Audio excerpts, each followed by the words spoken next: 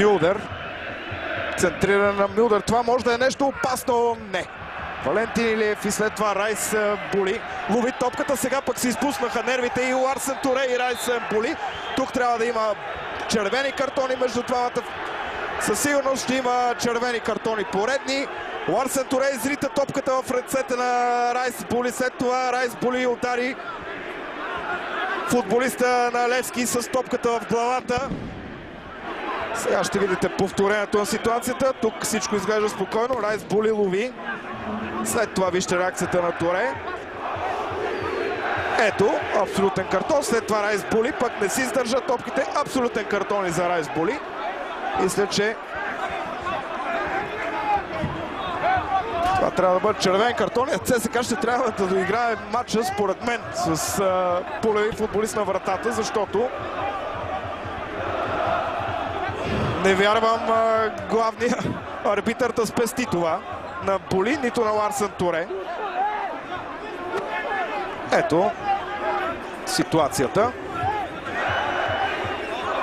Много нерви, много скандали в този двубой. Райс Були сваля фанелката. Апостол Попов, който вече веднъж е пазил срещу Левски, но като футболист на Ботев Пловдив сега ще трябва да пази на вратата на ЦСКА.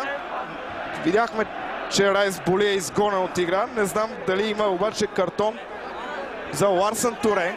Поне доста сериозно е сблъскването на футболисти в малък периметър. Ето го втори жълт картон за Ларсен Туре и червен картон за него.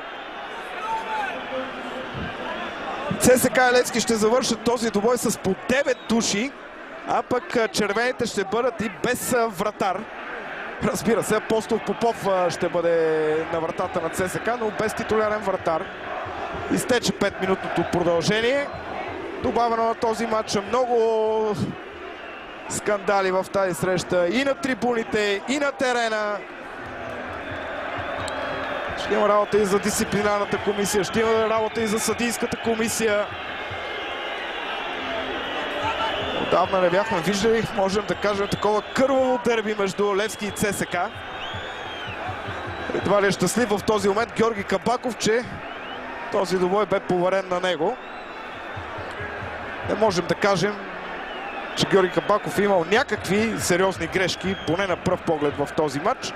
Червените картони на Галчев и на Станислав Ангелов бяха абсолютно правилни. Тук мисля, че червените картони на Ларсен Туре и Райс Були също